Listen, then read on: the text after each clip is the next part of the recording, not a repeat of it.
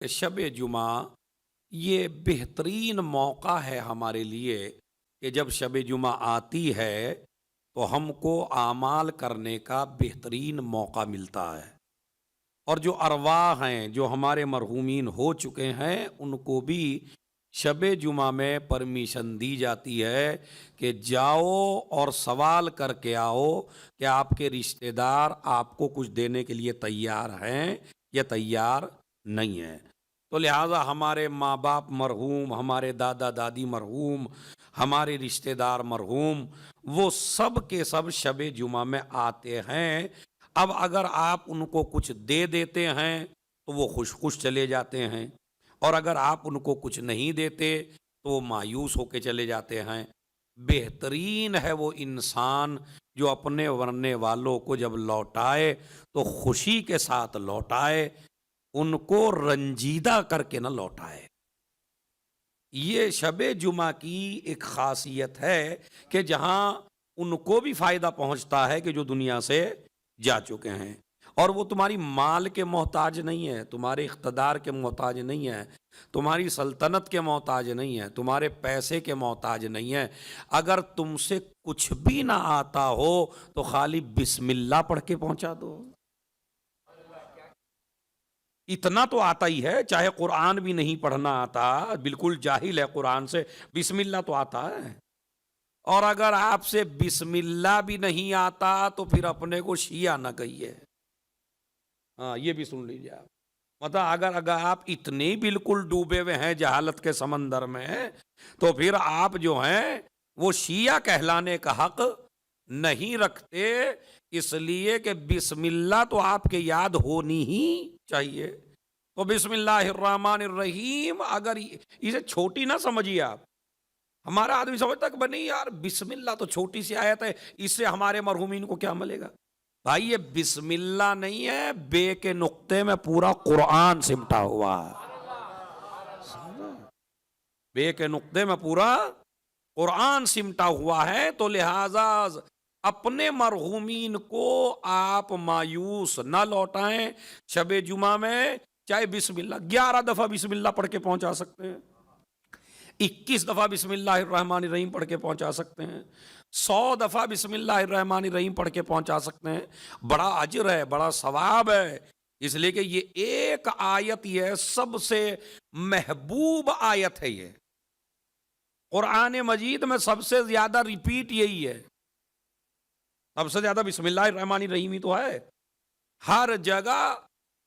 مطلب 114 سورے تو 114 بار بسم اللہ قرآن مجید میں موجود ہے، ایک میں نہیں ہے تو دوسرے میں 2 بار ہے، مگر اللہ نہیں چاہتا کہ بسم اللہ میں کمی ہو۔ تو بسم اللہ الرحمن الرحیم وہ آیت ہے جو سب سے زیادہ، اور کہتے ہیں یہی بہت بڑا اسم اعظم ہے۔ اگر کسی عذاب سے محفوظ رکھتی ہے بسم اللہ الرحمن الرحیم، آپ کو اندازہ ہو تو ایسے سوچ لیجئے کہ ادھر جناب موسیٰ بد دعا کر رہے ہیں فرعون کے لیے، لیکن فرعون پہ عذاب نہیں آ رہا ہے، اور ایک نبی کی بد دعا ہے۔ اللہ سے پوچھا مناجات میں، پروردگار میں فرعون کے لیے بد دعا کر رہا ہوں، اس پر اثر کیوں نہیں ہوتا، اس کا محل اس پہ کیوں نہیں گر جاتا؟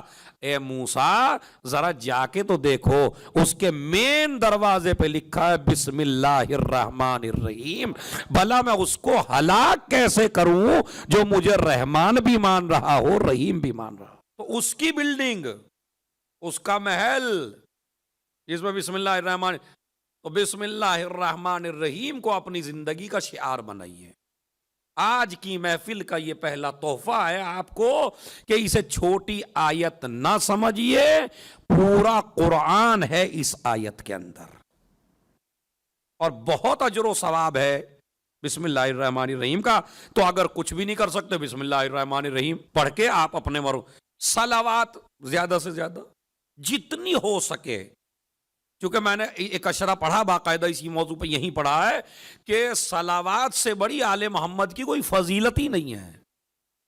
جتنی بھی فضیلتیں، کعبے میں پیدا ہونا، خیبر میں علم اٹھانا، خیبر کو اٹھا لینا، دروازے کو توڑ دینا مثلاً، پتھر پہ علم گاڑ دینا، مسجد میں شہید، ساری میرے مولا کی فضیلتیں ایک طرف ہیں، مگر جو آل محمد کی سب سے بڑی فضیلت ہے وہ ہے صلوات، اس لیے کہ صلوات اسی پہ ہوتی ہے جو پاک ہو. سمجھ رہے؟ یہ آل محمد کی پاکیزگی کی دلیل ہے.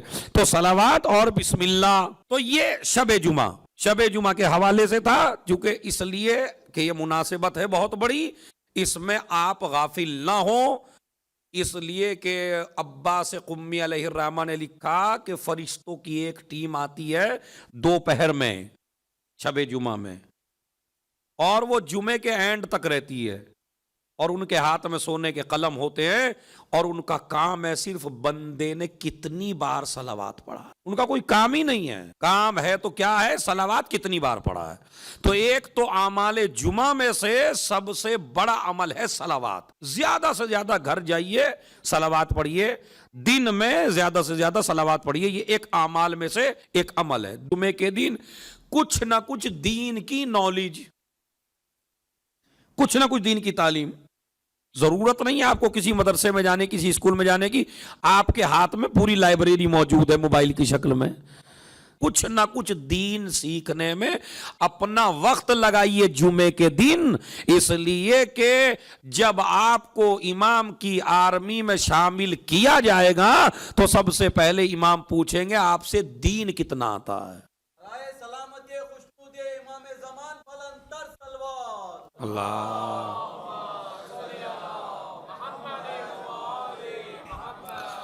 تو سب سے پہلا سوال کیا کریں گے امام زمانہ جوان سے آ کے؟ آپ سے دین کتنا آتا ہے، دین کی نالج کتنی ہے آپ کو. یہ سوال ہوگا جوان سے ہوگا. روایت میں 25 سال کے جوان سے سب سے پہلا سوال امام زمانہ کا ہوگا تم کو دین کتنا آتا ہے. 15 سال سے پہلے ہم نے دین کی کوئی چیز تمہارے اوپر واجب نہیں کی، 15 سال میں ہم نے دین واجب کیا، 10 سال تجھے اور زیادہ دیے تاکہ تو اس میں سیکھ سکے. تو لہذا جوان کے لیے جمعے کا دن جہاں دعاؤں کا دن ہے، جہاں صلوات کا دن ہے، وہیں پر دوسرا عمل ہے کچھ نہ کچھ سیکھنا. وضو کا طریقہ، غسل کا طریقہ، تیمم کا طریقہ، نماز کا طریقہ، نماز کے واجبات، ہزاروں چیزیں ہیں جو آپ کو نہیں آتی ہیں. تو کچھ بھی آپ کی نالج میں اضافہ ہونا چاہیے. یعنی زیادہ سے زیادہ دعائے ندبہ پڑھیے. دعائے ندبہ وہ دعا ہے کہ جو آپ کو فضائل آل محمد کے سمندر میں غوطہ لگا دیتی ہے. کتنی عجیب و غریب دعا ہے کہ جس میں سارے فضائل ہیں. مولا علی کے فضائل ہی فضائل ہیں، اہل بیت کے فضائل ہی فضائل ہیں، نبی کی ساری حدیثیں ہی حدیثیں ہیں. یعنی یہ سمجھ لیے دعائے ندبہ نہیں ہے، فضائل علی کا ٹھاٹے مارتا ہوا سمندر ہے. یا علی لم یعرف المؤمنون بعدی، اے علی اگر تم نہ ہوتے تو میرے بعد مومن کی شناخت ہی نہ ہوتی.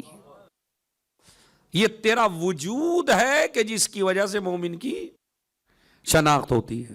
اسی طریقے سے ہزاروں حدیثیں ہیں جو اس دعا میں موجود ہیں. علماء نے فرمایا ہے کہ اگر کوئی انسان کنٹینیو مستقل دعائے ندبہ جمعے کے دن پڑھتا رہے تو ممکن ہی نہیں ہے کہ اس کی پکار سچی ہو اور امام ملنے نہ آئے. ممکن نہیں ہے. امام سے حتماً ملاقات ہوگی آپ کی.